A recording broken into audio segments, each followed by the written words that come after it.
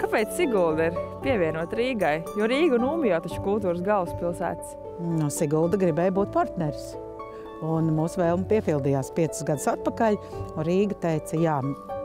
Mēs zinām, ka ļoti daudz rīdzinieki brauc uz Siguldu atpūsties. Mēs esam kā Rīgas zaļais parks. Un, zinot arī tās Siguldas pozitīvās ambīcijas, viņi piekrita, ka mēs varētu būt vienīgais oficiālais partneris.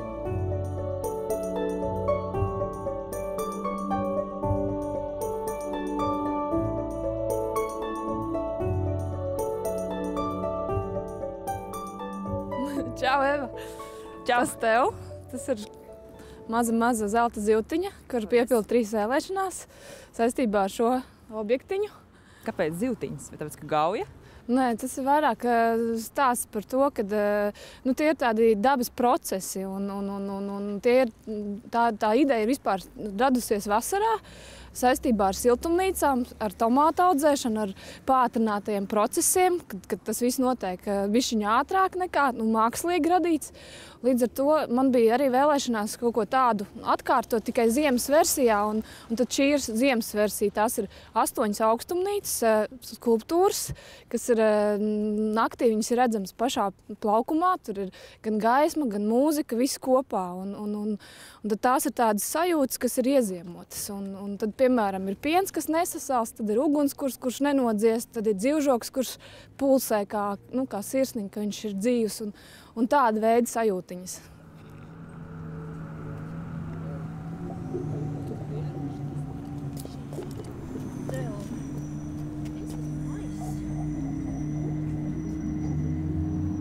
Noteikti tur notiek visādi procesi. Tur ir mūzika, tas ir viss tā ar skaņu, ar gaismu kopā. Šis nav mans viens pašs nopelns, man ir bijis ļoti superīga komanda radošā, un īstenībā arī tas process, kā tas viss tapa, bija gana interesants, un varu pačukstēt, ka šeit ir izmantot 2 kilometru vadu šajās te instalācijās, un paldies puišiem, kas pacietīgi lodēja katru diodītu un vadiņu un montēja visu kopā, un vienkārši tas ir forši, kad var radīt tādas skaistas lietas arī šeit.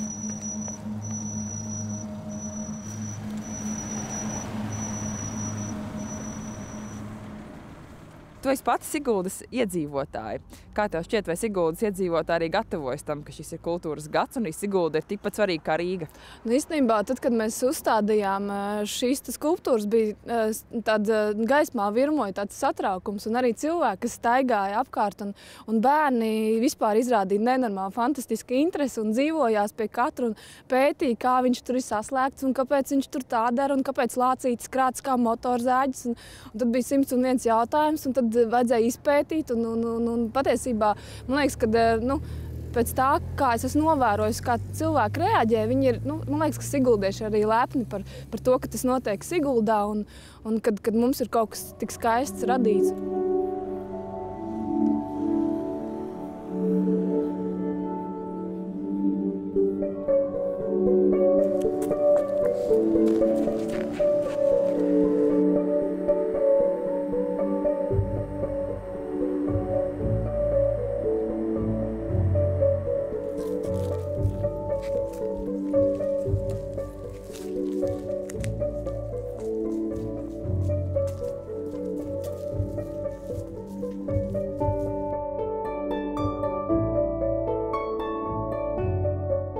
parasti cilvēki glezno rotu. Mēs varētu parādīt, kā es ar kaut ko tādu.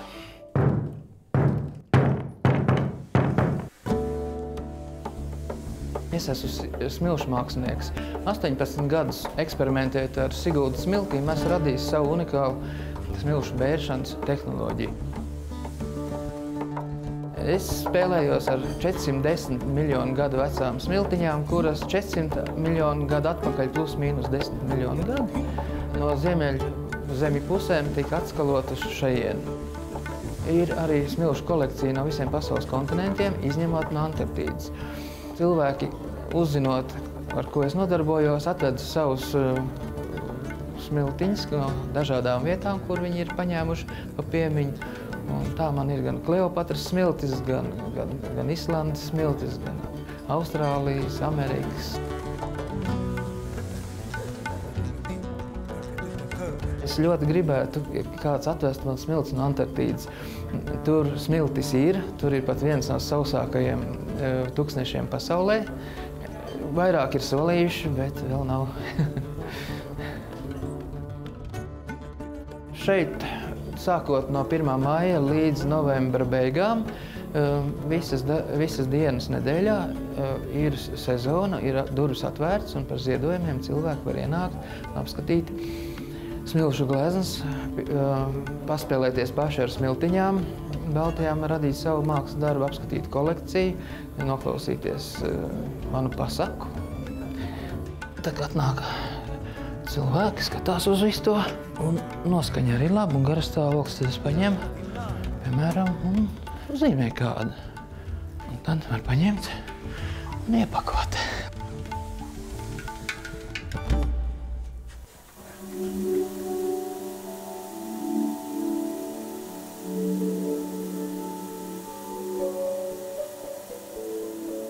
Bez tā, kad notiks dažādas sporta aktivitātes, būs ļoti daudz arī mākslas un arī tāda izklaides projekta. Un man liekas, ka viens no unikālākajiem ir tas, ka pie mums viesosies pasaulē vienīgais sniega bradātājs Saimons Beks no Lielbritānijas un Siguldā svētku laukumā, un iespējams, ka mēs piedāvāsim arī vēl citas vietas, kad viņš, izmantojot īpašās sniega kurpes un, kā sauc to, Nūju? Nē, to orientējošo, to kompasu. Ar kompasa palīdzību viņš izdomā to konceptu, un tad viņš iebradā tādu lielu ornamentu, kas var būt pat viena futbola laukuma lielumā. Man liekas, ka tā būs tāda ārkārtīgi interesanta lieta.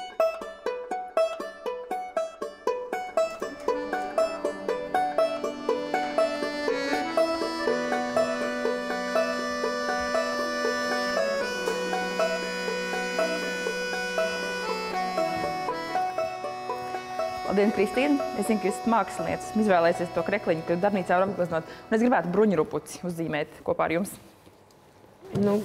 Konkrēti dzelzs vilkam nebūs bruņurupucis, bet pamatā tām visām bildēm es saprotu, ka ir vilciņš. Tad viņš ir tā kā tiek atvasināts ar kā zivs, kā skaidrs, kā briedis. Tieši tā. Tas vilciņš principā visu laiku, un šis arī tāds kā vilcenītis patiesībā. Un tas man arī tā kā likās tā baigi feini, ka tā vilka ideja tiek.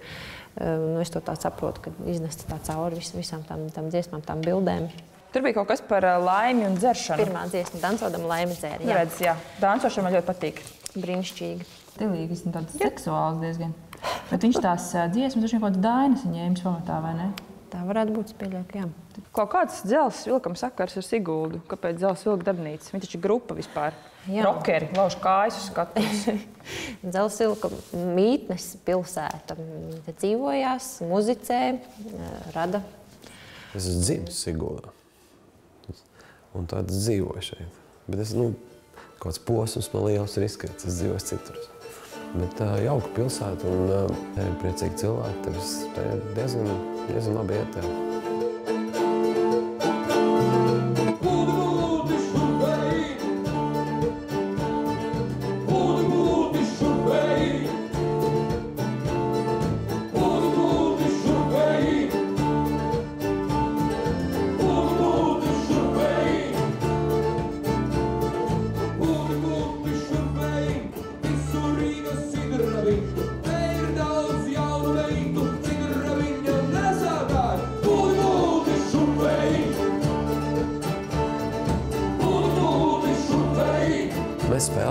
jau kādu laiku izmantojam tautas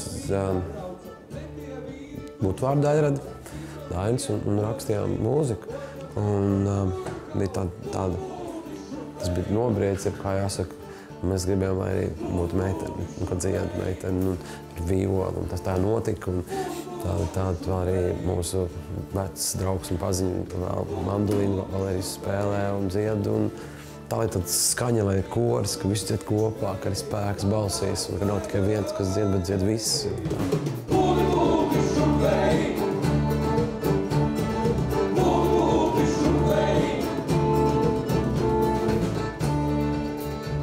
Jo es jau esmu pabeigusi savu kraku. Laima danco!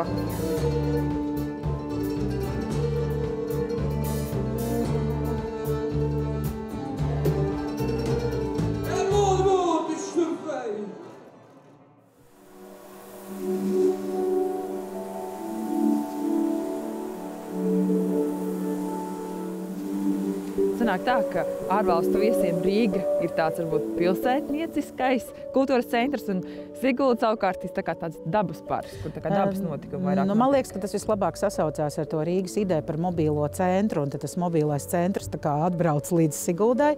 Dabas parks, iespēja baudīt gan pastaigājoties, gan vienkārši, dabas skati, leģendas, kultūra vēsturiskais mantojums. Manuprāt, tā arī tā unikālā lieta. Un šogad arī īpaši ir tas, ka Turaidas pilī ir 800 gadi.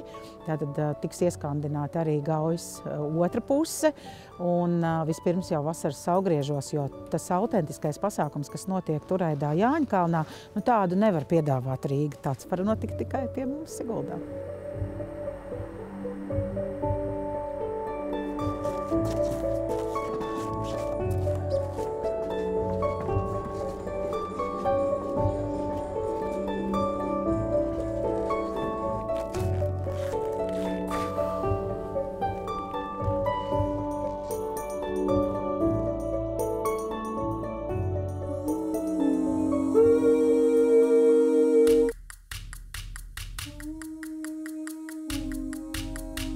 Thank you.